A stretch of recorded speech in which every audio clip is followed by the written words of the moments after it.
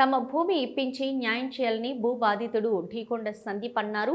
కరీంనగర్లో ఆయన మీడియాతో మాట్లాడుతూ మాజీ కార్పొరేటర్ జంగిల్ సాగర్ అనే అతడు తమను రాజకీయ పలుకుబడితో నానా ఇబ్బందులకు గురిచేస్తున్నాడని ఆరోపించారు.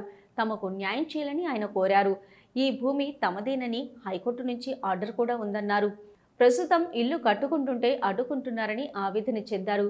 జంగిలీ సాగర్ అండదండలతో అధికారులు అన్యాయం చేస్తున్నారని అన్నారు. తమకు న్యాయం చేయాలని కోరారు.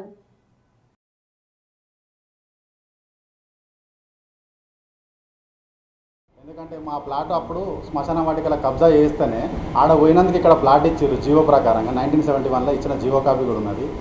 దానిపైన మేము అంతకుముందు గతంలో షెడ్ వేసినాము. షెడ్ వేసి ఆడ కన్స్ట్రక్షన్ చేస్తే ఆ కన్స్ట్రక్షన్ ప్లేస్లో పర్మిషన్ లేదని చెప్పి అప్పుడు డిమాలిషన్ చేయించింది ఇదే జంగిల్ సాగర్ను వీళ్ళందరూ కలిసి.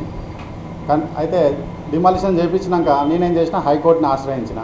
హైకోర్టులో కూడా నాదే ప్లాట్ అని మున్సిపాలిటీ అథారిటీస్ కూడా ఒప్పుకున్నది. హైకోర్టు ఆర్డర్ కూడా ఉన్నది. ఆ హైకోర్టు ఆర్డర్ కూడా ఉన్నాక పర్మిషన్ అప్లై చేసిన. హైకోర్టు ఆర్డర్ బేస్ చేసుకొని పర్మిషన్ మున్సిపాలిటీ ఇచ్చినాక నాదే ప్లాట్ అని మున్సిపాలిటీ అథారిటీస్కి తెలిసి కూడా నాట్ టు ఇంటర్ఫియర్ ఆర్డర్ కూడా మొన్న సోమవారం సబ్మిట్ చేసిన వాళ్ళకు. అయినా కానీ వాళ్ళు అక్కడ మొత్తం బిల్డింగ్ మెటీరియల్ అదంతా డిమాలిషన్ చేసారు. ఇది కండెమ్ట్కి పోయే పరిస్థితి తీసుకొస్తారు. అసలు వీళ్ళు సోయుండి చేస్తారా సోయలేక చేస్తారా తెలుస్తలేదు. జంగిల్ సాగర్ చెప్పినట్టే ఆడతారు వీళ్ళు. మరి ఇప్పుడు సాధారణ మనుషులు ఒక దళిత కుటుంబంలో పుట్టిన నేను బతకల్లా సావాలా మరి చెప్పు. ఇప్పుడు నేను ఒక ట్యాంక్ ఎక్కుతాయిగా. ట్యాంక్ ఎక్కితేనే న్యాయం అవుతుందంటే నేను ఒక ట్యాంక్ ఎక్కుతా టవర్ ఎక్కుతా.